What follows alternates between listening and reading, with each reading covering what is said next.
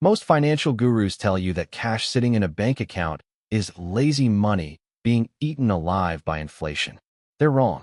That liquid cash is an idol.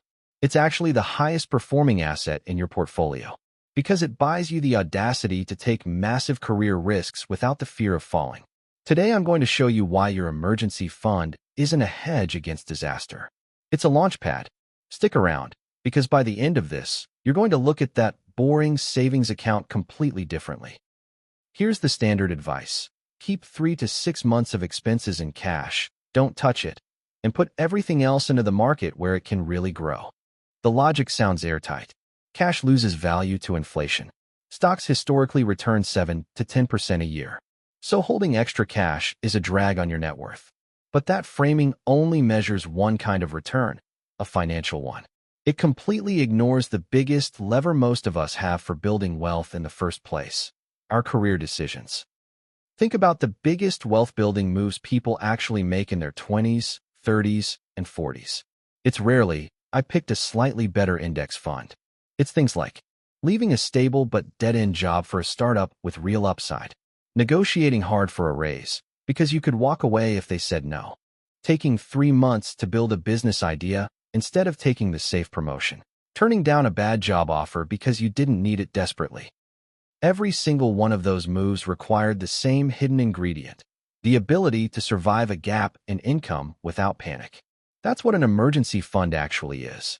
It's not insurance against bad luck. It's the collateral you post against your own courage.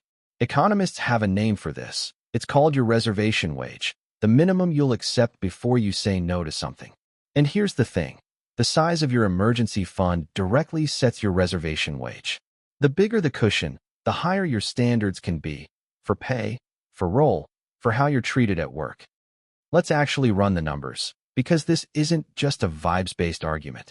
Say negotiating from a position of strength, because you could walk away, gets you an extra $8,000 a year. Compounded over a 30-year career with modest raises, that single moment of leverage is worth well over $300,000 by retirement.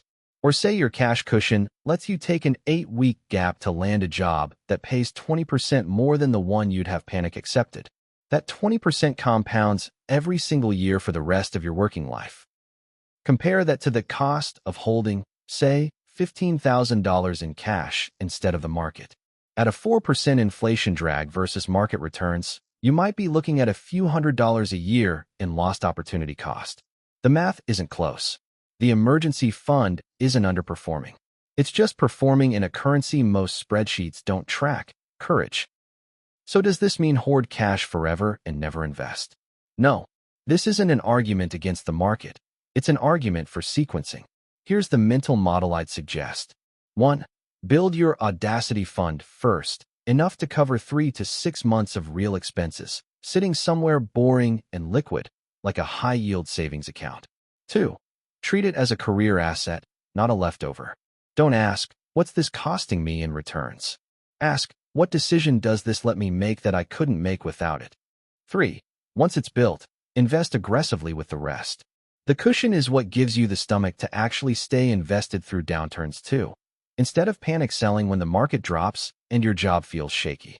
The people with the biggest cash cushions are often the ones who end up taking the boldest, highest return bets, because they're the only ones who can afford to. So next time someone tells you your emergency fund is lazy money, remember, it's not sitting there doing nothing. It's quietly funding every brave decision you haven't made yet. If this reframed how you think about your savings, hit subscribe. I break down money psychology like this every week, because how you think about money matters just as much as how you allocate it. So here's my question for you in the comments.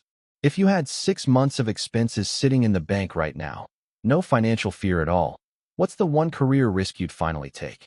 Drop it below. I read every one, and I might feature some of these in next week's video.